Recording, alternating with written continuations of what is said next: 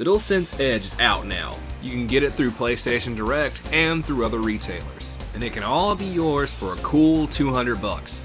So far, impressions on the Edge are a bit mixed. On one hand, people are praising the customization options on every aspect of the controller, from the buttons to the haptic feedback. On the other hand, the battery life is abysmal, and the price point is a bit steep. It's definitely not for everybody. Personally, that's something I'm gonna wait a while on. Both of my DualSense controllers are working just fine, so it's not something I'm in a rush to get just yet. And while some are certainly better than others, controllers generally are good, for the most part. But, if most are good, then which ones are the best? Here's my list of the top 5 official controllers of all time. The rules of this list are as follows. First party controllers only. Nothing made by Mad Catz, Hori, Power A, etc. Their quality varies wildly between controller to controller, plus there's too many of them to really make a list to narrow down just 5. No gimmick controllers. Shit like the Power Glove, Chainsaw controller, and the Sega Activator are too weird and unwieldy. Also, things like the DK Bongos and the Steel Battalion controller only works on one game and are mostly useless outside the one game they go to. This also disqualifies light guns as well. I'm also only going to include controllers that I have actually used, and controllers that have been released in the States. Them's the rules, so let's get started. Number 5. The SNES controller. I feel that it's best to start here since I believe that the SNES is the perfect controller for the 16-bit era.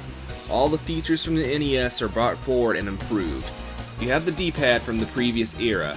The A and B button return alongside the start and select button. Now you have 2 extra buttons across from the old ones and 2 more buttons on the top, and congratulations, you now have the basic blueprint for every controller going forward. Yeah, so it's a basic 4-button layout, and this is the controller from the SNES Mini. I couldn't find my regular SNES controller, but the layout, it's the same fucking controller minus the cable.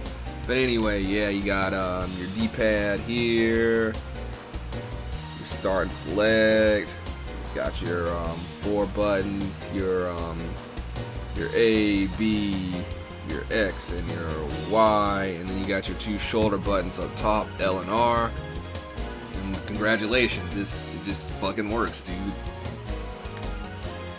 Seriously, the TurboGrafx 16's layout is weird, and the Genesis fucked up so hard they had to redo their controller when they realized that they needed more buttons. Yeah, way to do what Nintendo don't, guys. Number 4. DualSense. I'm calling it here. The DualSense's feedback functions are going to be the industry standard going forward. In terms of rumble, it's simply the best. Haptic feedback makes you feel about every sensation you can imagine in-game.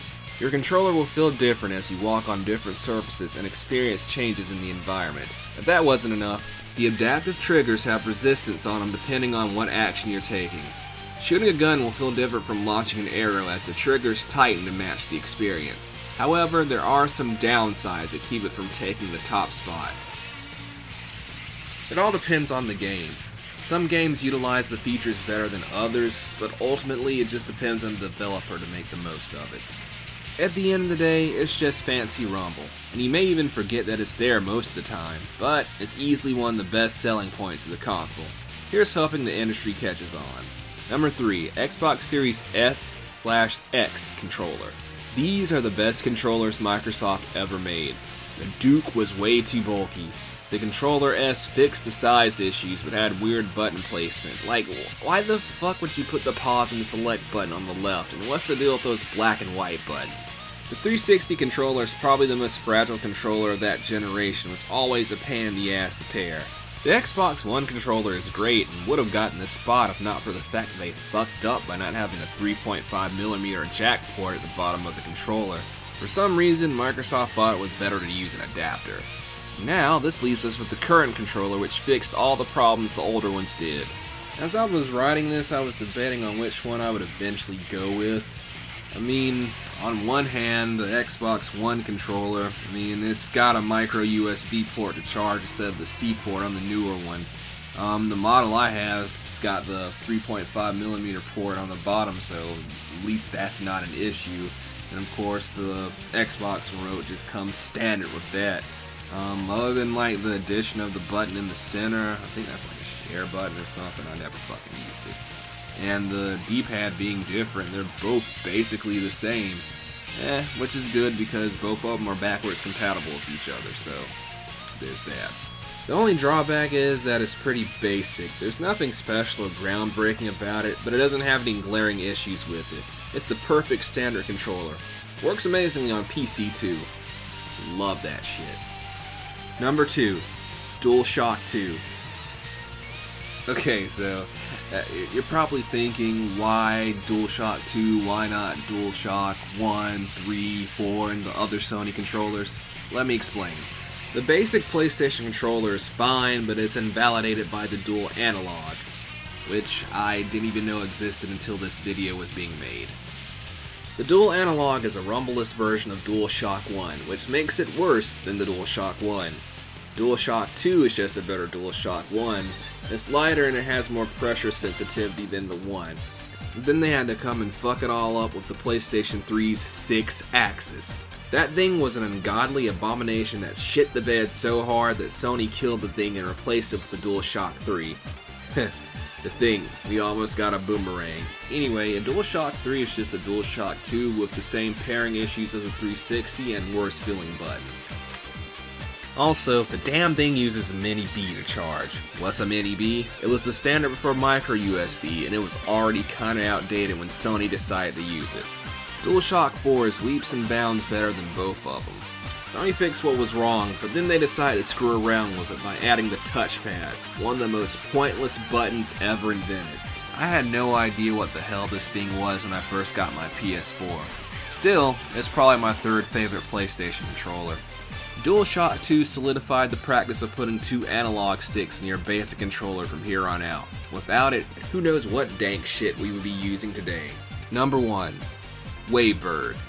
This shit right here is the reason wireless controllers became the basic controller from here on.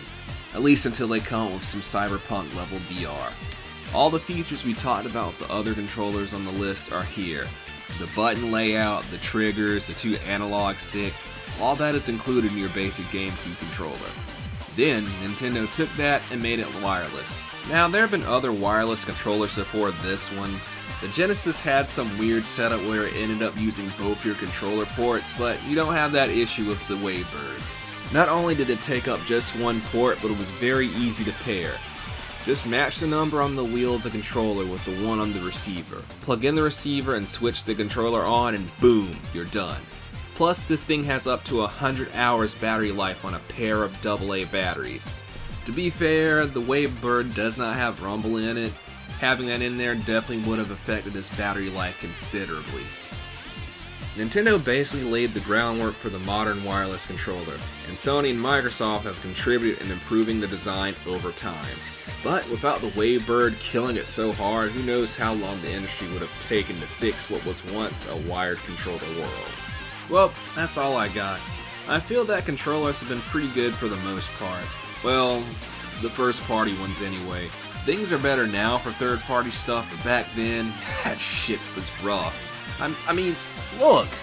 Ugh, what even is that? God, what the fuck? What is up with these boomerangs? Well, I can't believe it, but they actually found a way to make the N64 controller look even shittier.